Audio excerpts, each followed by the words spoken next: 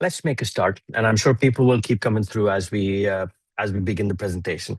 So, just for everybody to know, we have this presentation on record, and we'll have it available for people to view afterwards. In the meantime, we're going to also make sure that there is access to question and answers and a discussion towards the end. So feel free to use the Q&A option so you can actually engage with the speaker towards the end.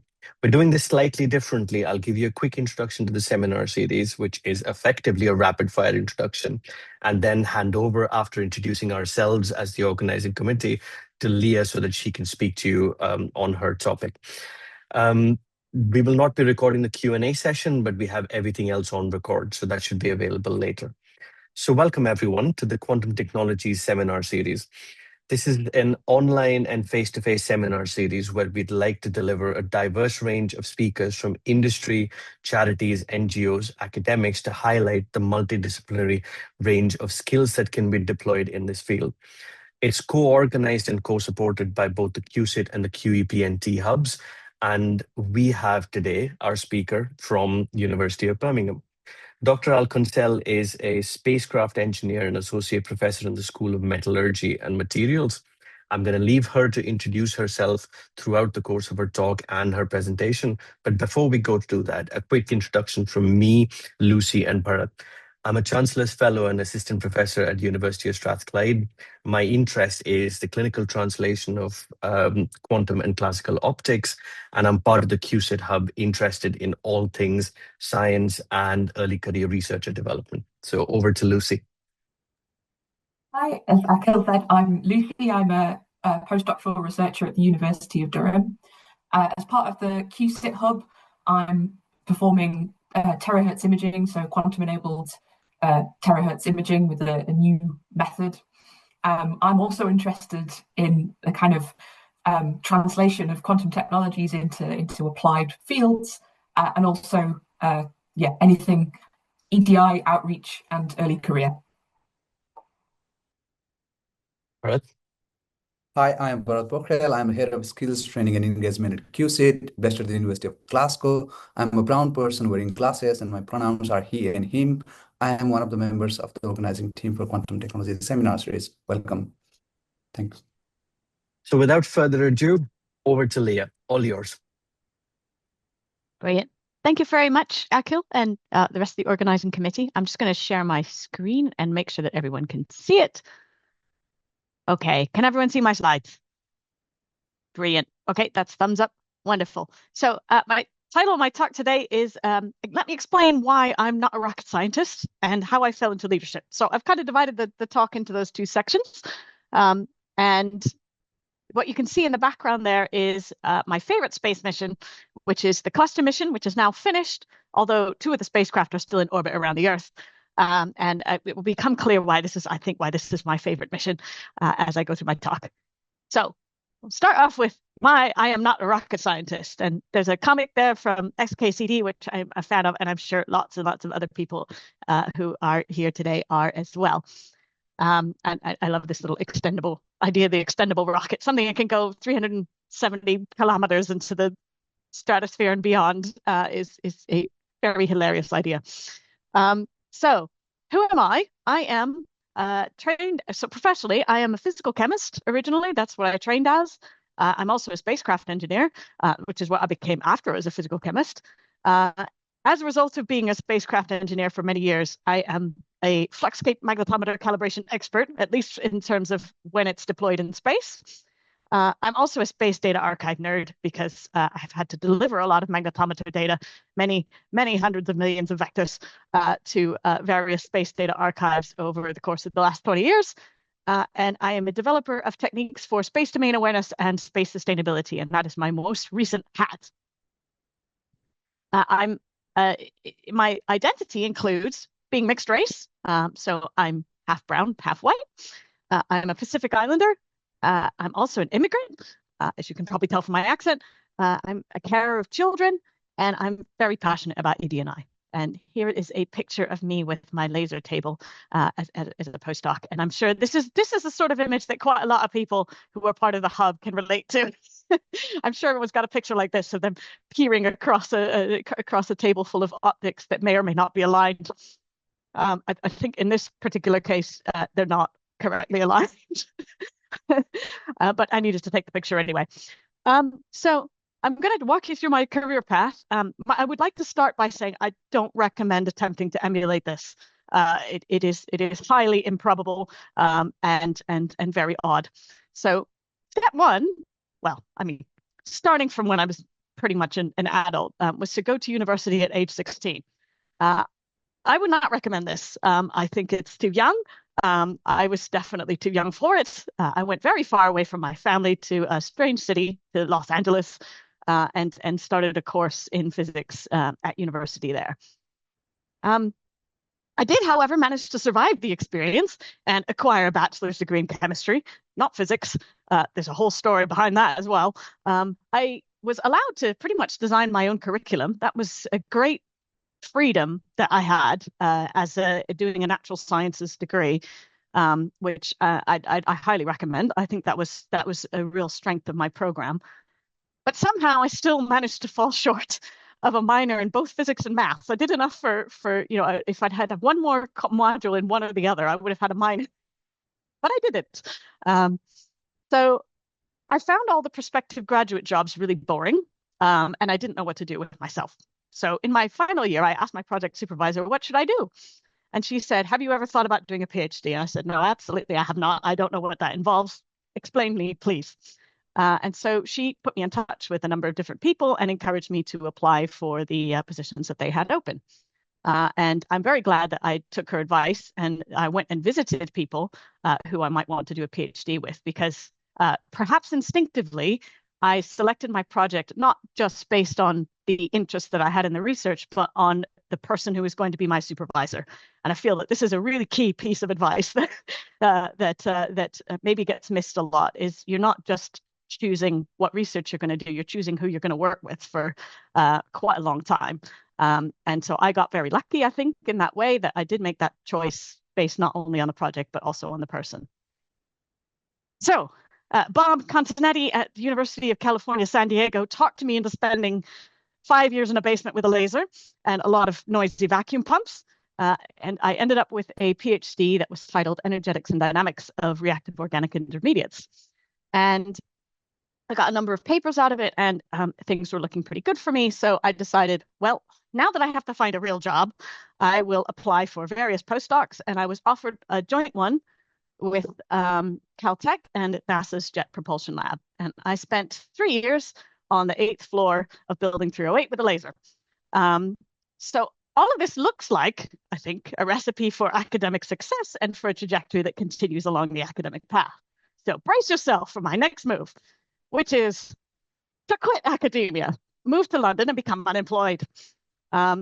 So I'm pretty sure now that from the perspective of 20 something years later, that I was suffering from burnout, and I didn't know it. So I spent 6 months traveling around Europe on trains and taking cheap flights to various places that I had never seen before, because I'd never really been outside of the US, apart from very briefly at different conferences. And so for me, this was a very exciting and new experience. And I got to do it when I wasn't completely exhausted, which was also a great benefit. However, after most of my savings were gone, I did need to find a job. So I started to look for jobs. I worked a bunch of temporary jobs. I did administration. I did recruitment consulting. I did a number of different things while I was applying for various technical posts. And I kind of had a vague thought that I did want to do something in space, but it wasn't terribly specific. And what I managed to do was convince the Space Magnetometer Lab at Imperial College London, which is based in the physics department, but is not an academic. It's not an academic role that I had. Was to get hired on an 18-month contract as the cluster instrument archive engineer.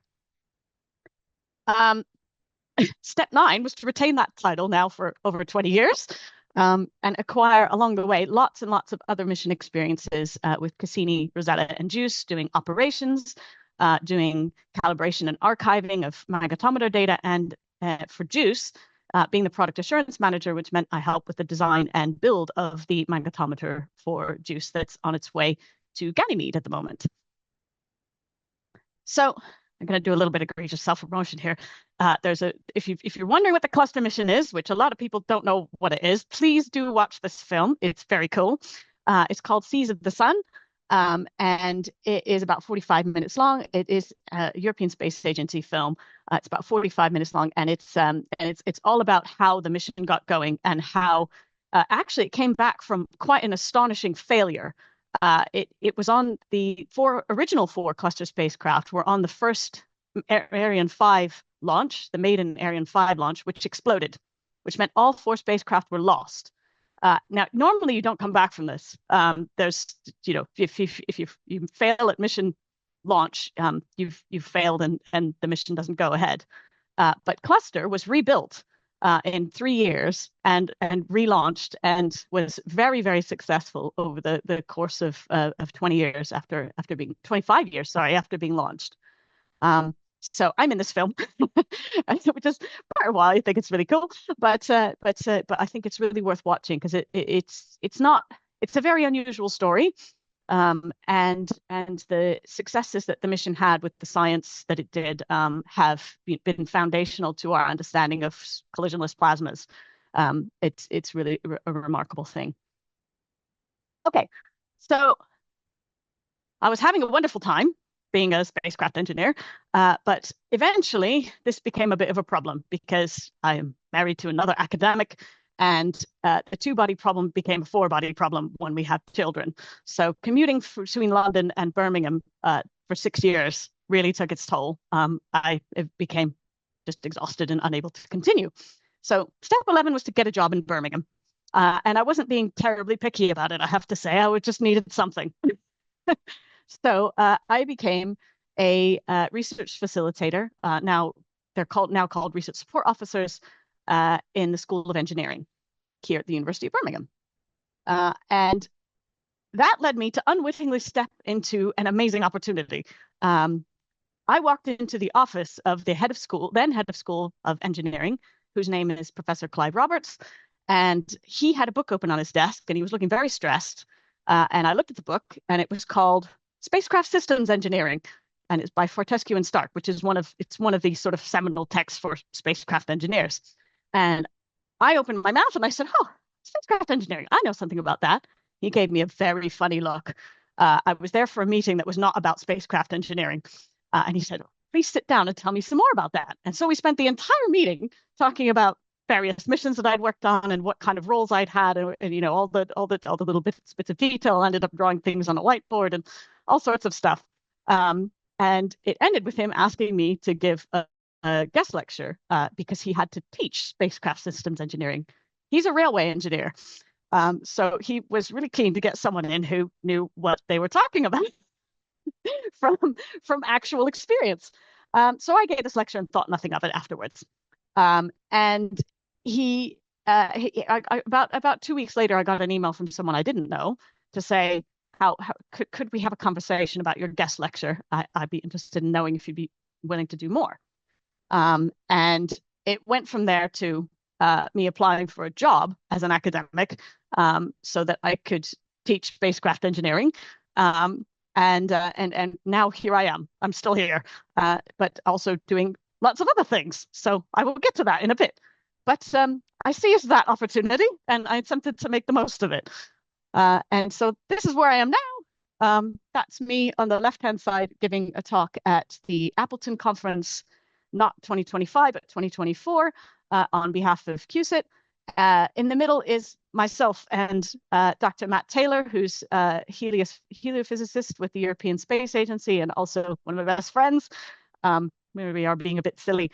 And then over on the right-hand side is a lovely image of a geostationary satellite being imaged by terahertz radar. More on that in a bit. So my argument is that none of this is rocket science. I'm not a rocket scientist. I mean, the closest probably I've ever been to rocket science was my original PhD, which was working on reactive organic intermediates that were formed from combustion and formed from combustion of jet fuel. That was part of where the funding came from. So that is, to my mind, the closest I have ever been to rocket science. I do love space, but I'm not a rocket scientist. Okay, so how did I fall into leadership? This is a bit of a separate story, and it starts with, I think, from my experience in space. So I've just got a few pictures here of the three main missions that I was talking about that I've worked on. There's Cluster in the middle, which I hope you recognize now, set of 4 spacecraft in orbit around the Earth. There's JUICE over on the left-hand side, which is on its way to Ganymede. It's going to take 7.5 years to get there, so we have to wait a little while, until about 2030 for it to arrive. And then over on the right-hand side is Cassini. And other missions that I worked on are Rosetta and Solar Orbiter, and I've had different roles, including operations, calibration, archiving, and product assurance. Okay, so who's in the MetMat research group? So I've now got a team of people that I work with, which I think is really wonderful. So on the left is me. Next to me is Emmanuel. Next to him in the middle is Lily, and then we've got Griff and Theo also in this picture. And where we are is in the CubeSat lab, which is in this building in metallurgy and materials, and it's where we carry out the physical elements of our development of space hardware. So Lily is an assistant professor in space engineering. She got her PhD in physics from Durham. Emmanuel is a second-year PhD student. He is on a scheme called the 125th Anniversary Black British Researcher program, which is something that Birmingham has run. It ran for a second year this year, and it's paid for the PhDs of students from the UK who come from either from a Black African or Black Afro-Caribbean background. He did his MEng in aerospace engineering at Nottingham. Griff is a 4th-year PhD. He did his MSci in physics at Manchester. And Theo is a 2nd-year PhD student who is also on the 125th Anniversary Scholarship, although his PhD funding is actually paid for through EPSRC.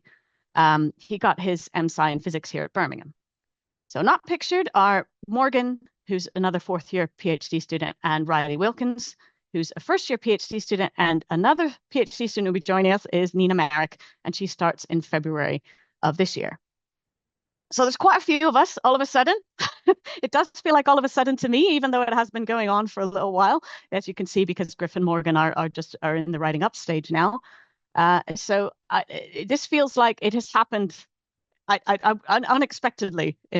I'm still getting used to this idea that suddenly there's a whole team of us who are all working together in this group.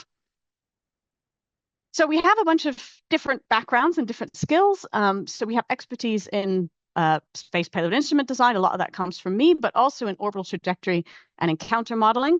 A lot of that comes from Lily, and our students are developing that as well. Optical communications and observation, and ground and space-based radar systems. So I just got some nice pictures there to kind of show, I'll illustrate each of those things. And this cute little one, which is an animation of different types of atmospheric interference with ground-based optical observations when you're trying to look at either satellites or stars. Okay, so what do we want to achieve? Our main concern, I think, is that space is quite expensive, as anyone who's tried to build and launch anything will know. It's also quite wasteful. We tend to either throw away our spacecraft. Sometimes we reuse bits of our rockets, but we can't reuse all of them. And we certainly can't recycle spacecraft. We don't know how to do that yet. So we do need to do that. We need to start recycling what we already have on orbit, because we need to stop wasting materials and also stop having everything that is close enough to the Earth re-enter through the atmosphere. That's also a terrible idea. If anyone were to propose that as a method of disposal for any other materials anywhere else on Earth, they would look at you like you were crazy, and rightfully so, because it's not brilliant. It means that particles get ablated in the atmosphere. It means that big chunks of metal come down in the ocean, and we have no way of retrieving them.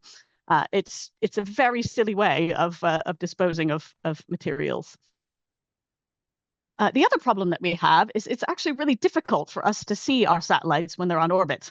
And the further away they get from us, the worse it is.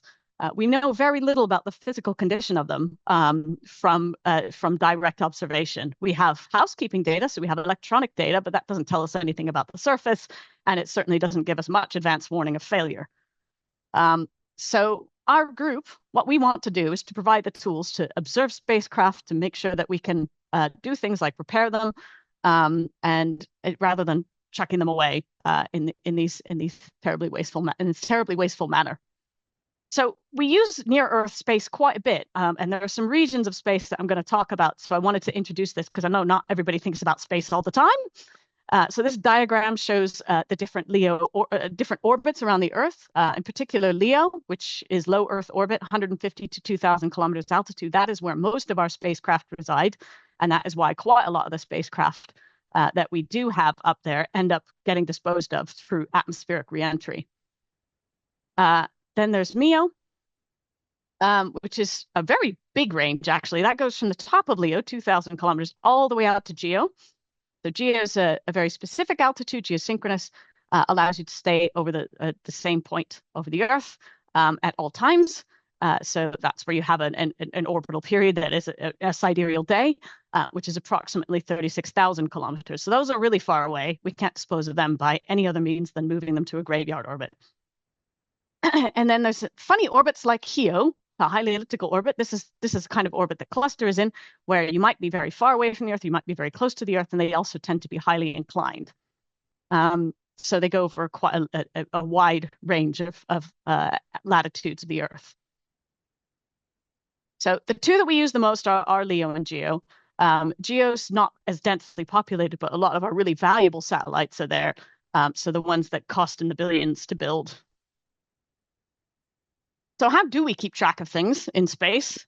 We've got two sort of main methods. One of them is tracking. So that's to look at a single object. This is very resource intensive. And one of them is surveillance. So in order to do surveillance, you scan the entire sky. You can see multiple objects, but you don't really, you can only track a swathe. You don't follow the same object over your entire field of view. So most of this is still done from the ground. A lot of our information about where our satellites are comes from the ground. And I think people would be shocked. A lot of people would be shocked if they knew how poor our knowledge is. So particularly for geosatellites, our knowledge of where they are can be off by 100 kilometers along track. That's a big distance. You wouldn't want that for most applications. You would want to know far, far more precisely where your satellites are at any given moment. Or where your object is, that object of interest, your highly valuable £2 billion asset is at any particular time. So just some examples of how this ground-based tracking is done. There's some examples here of different facilities that are used to track satellites. And you can see from the picture on the left, there's the red lines that shows the swathe. So that's the field of view that the radars have, and it's quite small. So in between passes, you're extrapolating where your spacecraft goes in between that, based on what you know from its return over that spot. We can actually do imaging of satellites with these ground-based radars, and that's the thing you can see rotating at the bottom left. So that is an image from an antenna called TIRA, which is 34 meters. It's big. That is a big radar antenna. And this is it imaging quite a large spacecraft re-entering the Earth's atmosphere. It was called Aeolus. So I believe it's about 8 meters across. So you're seeing quite a large satellite, and you can see that the resolution isn't brilliant. And that's because this is taken at tens of gigahertz rather than very high frequency radar, which is what I'm going to show you later.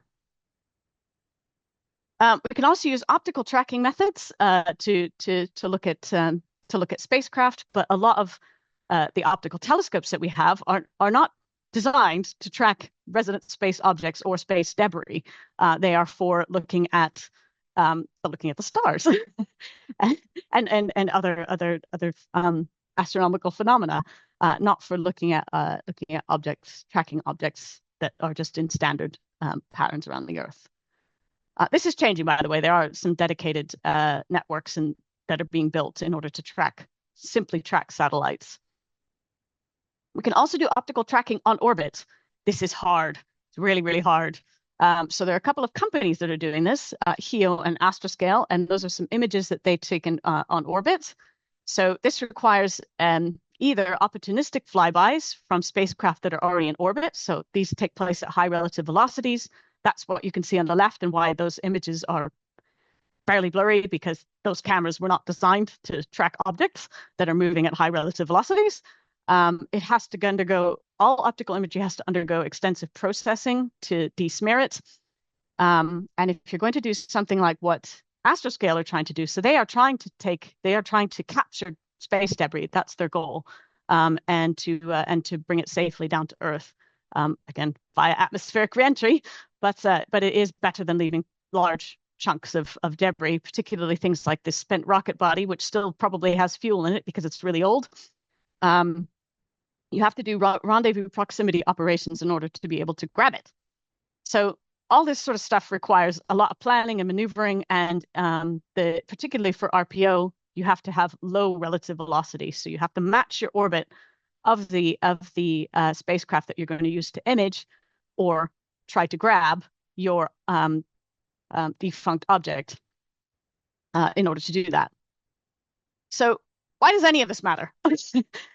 It matters because, as I said earlier, the knowledge of our location of objects that are small, so anything smaller than about 10 centimeters, or far away. So far away includes out to geo. And I mentioned the uncertainties on the order of kilometers along track for geo. The environmental consequences of large amounts of re-entering satellites, which will go up as our Starlink constellation continues to re-enter. These are not well understood. The composition of satellites is very different from natural micrometeorites, and we don't really know exactly how much of anything gets individual components get ablated, and how much and therefore their constituent elements remain in the atmosphere, what kind of reactions they have, and on what scale. As we know from the ozone hole, we don't need lots of something that is very, very reactive in order to have massive consequences for the state of the atmosphere. So this is quite important. We do need to understand what this is doing. And the trend of sort of continuously adding satellites and second stage rocket bodies is just not sustainable in the long term. Something has to change. And we need new technologies both on the ground and in space, and new policies as well. There's definitely an element of that. It's not just about tech, it is also about people, as ever.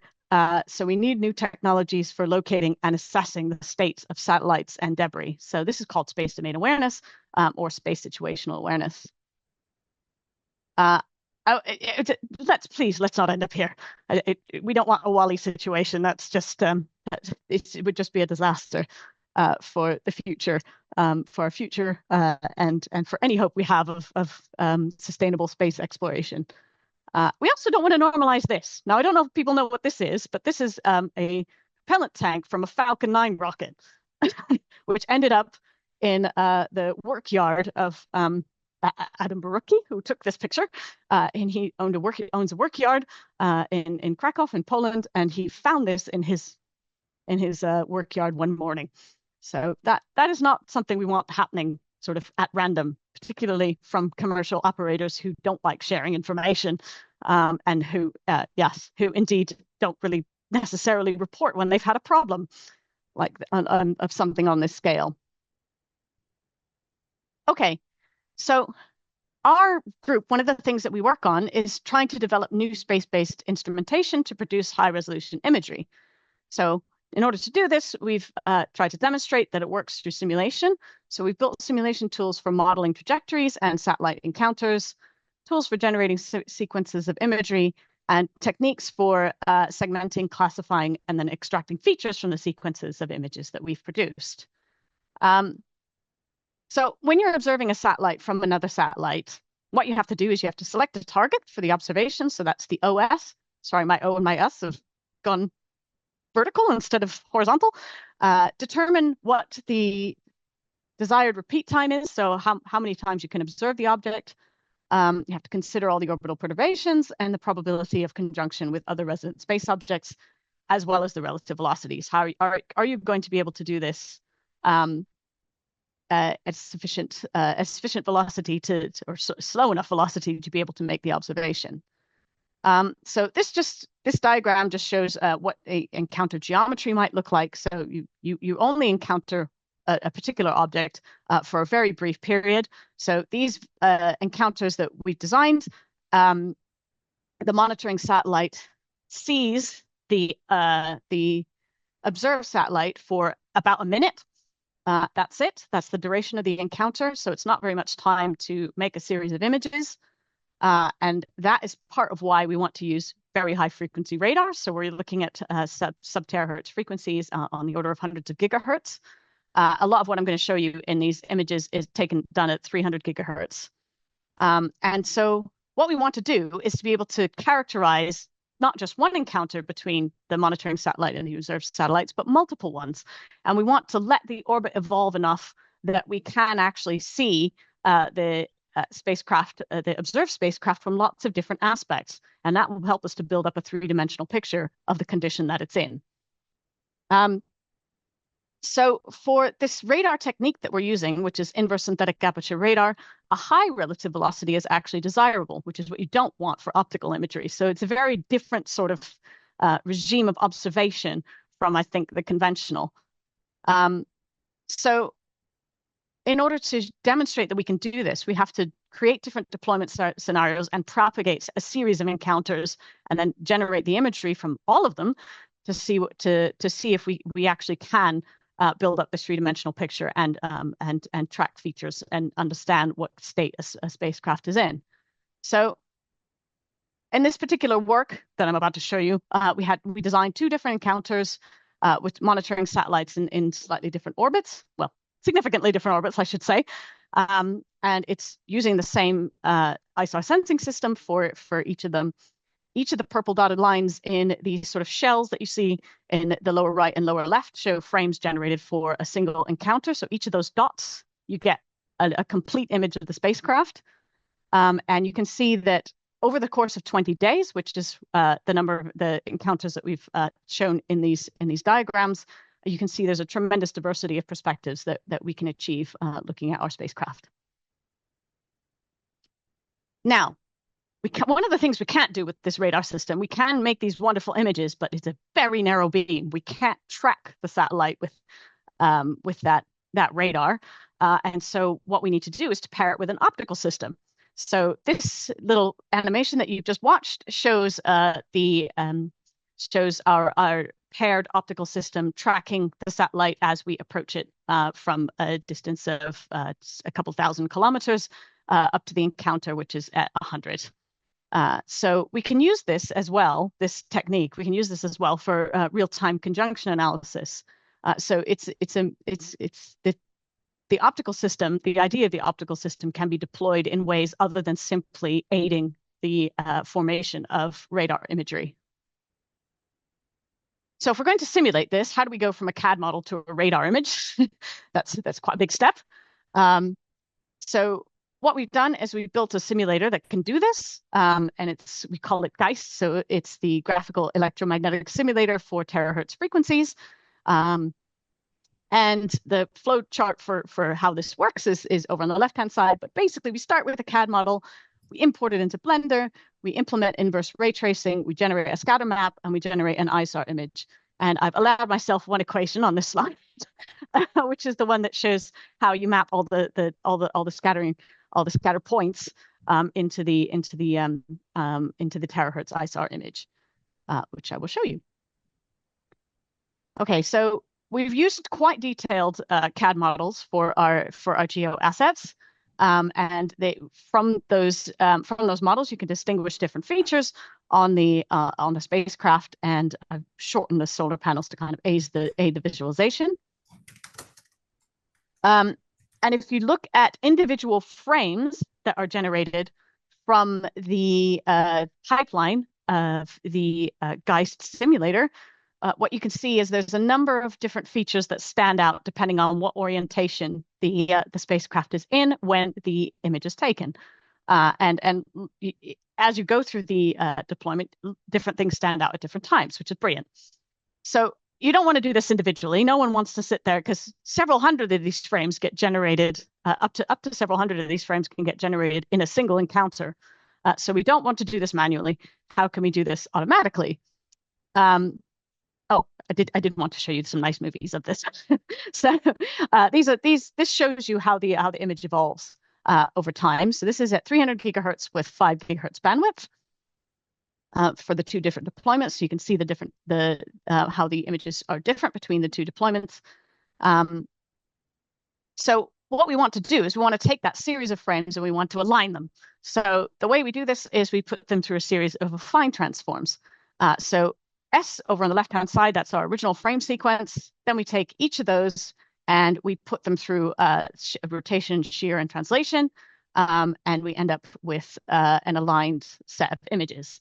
And from these individual images, we can identify different linear features and different points on the spacecraft. We could also identify nonlinear features as well, but we haven't. I guess that's ongoing work is identifying nonlinear features. I'm only going to show the linear ones here. And if you can then align and combine all those images, what you end up is what you see on this slide.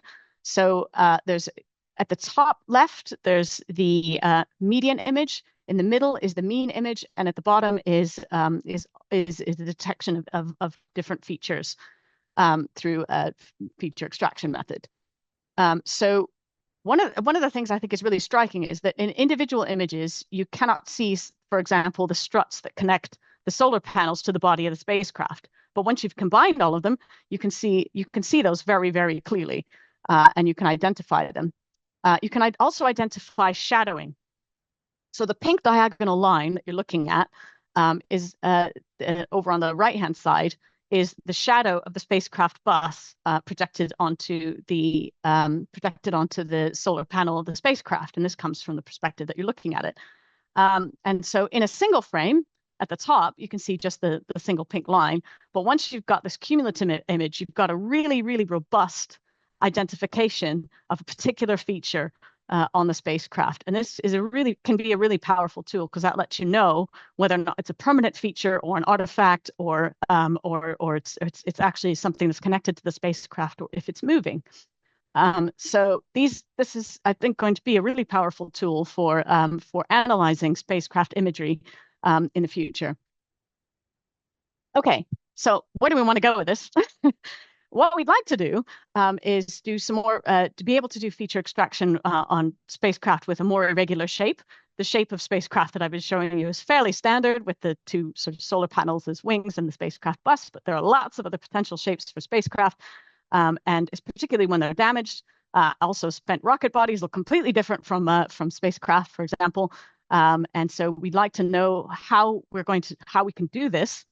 When you've got a spacecraft that has unknown motion parameters. So for a GEO spacecraft, for example, we know that it doesn't change its orientation very significantly over the course of one of those encounters, but something like a piece of debris, which is uncontrolled, might be moving very quickly, or to be able to look at something that's not cooperative. We want to be able to extract explicit spacecraft attitudes in order to understand the life pattern of the spacecraft. So from over a long period of time, I've talked about using sequences, but how do we put all those sequences together and understand what's happening to the spacecraft over the years that it's in operation, for example. We'd like to extend our orbital models to understand a bit more about conjunction analysis and collision avoidance and how maybe the imagery that we generate can facilitate collision avoidance maneuvers. And assess other ways in which we can use this technology. So could we use it for on-orbit inspection? Could we use it to support in-orbit servicing? So for example, refueling or repair of a spacecraft. So there's lots of things that we could potentially do with this. And this is kind of where we're at the moment. Right, so I've talked a lot about kind of what I do now. So I'm going to take a step back again and go back to the career stuff and say, how did any of this even get started? Because it's not obvious how I went from working on space magnetometers to working on radar systems for conditional monitoring of spacecraft, I don't think.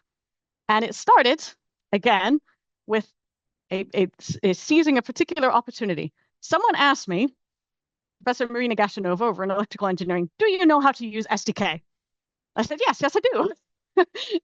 I have had to use it to do trajectory modeling for Cassini when I was doing operations. So yes, I do. What do you need it for?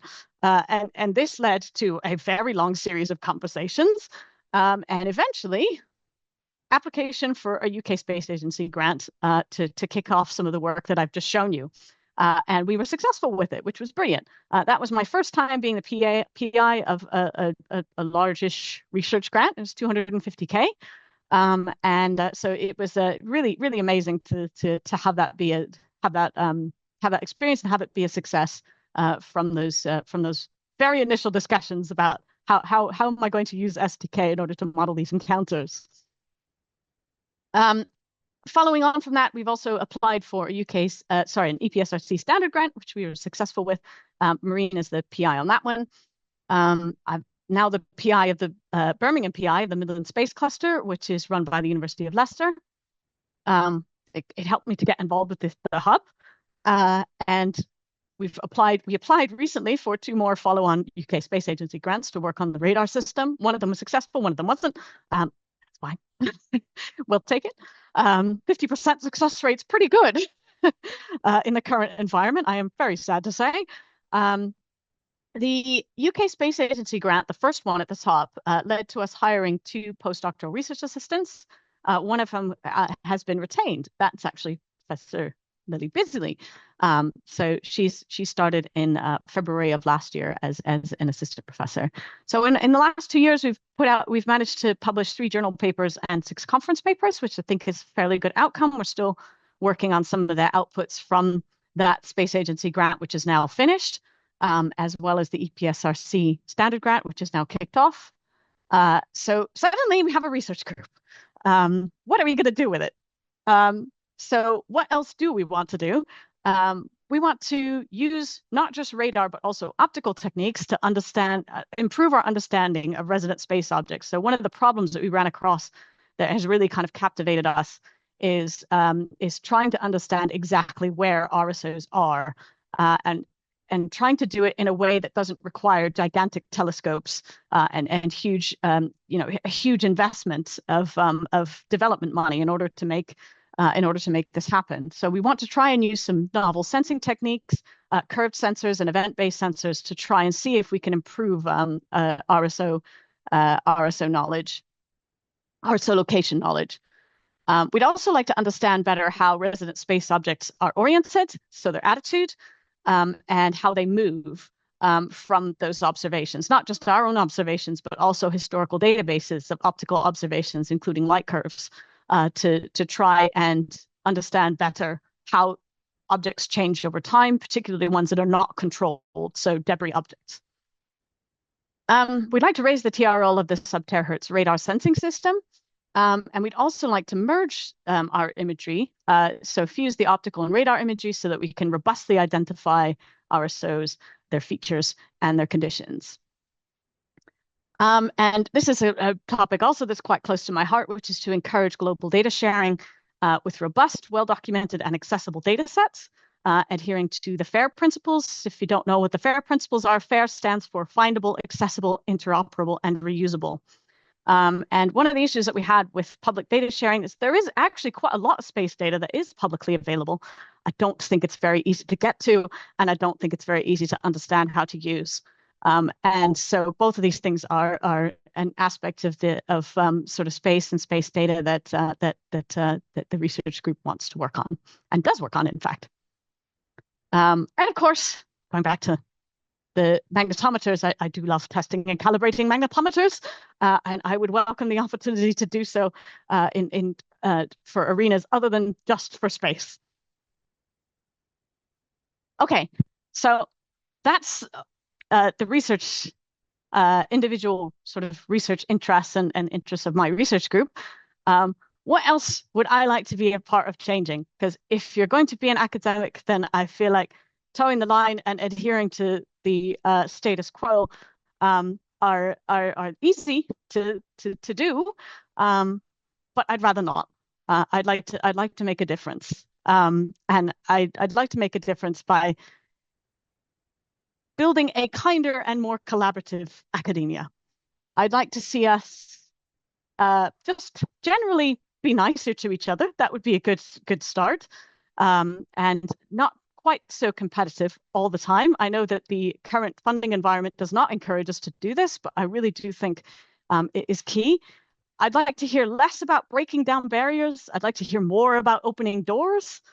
I'd like to hear less about building up resilience and more about making sure that everyone has the tools and the knowledge and the confidence to seek out opportunities and make the most of them.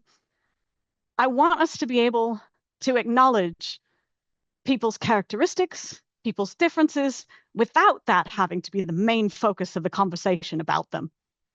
And I won't pretend that I know the right way to talk about every individual or about their intersectional identities. But I'd like us to try and make our conversations and discussions more equitable for everyone. I don't think that this means shying away from constructive criticism. I do think this means making an effort to deliver it kindly and thoughtfully. As for example, not making a really long comment about someone's talk, but instead asking a short, focused question that lets the person draw out their own conclusions.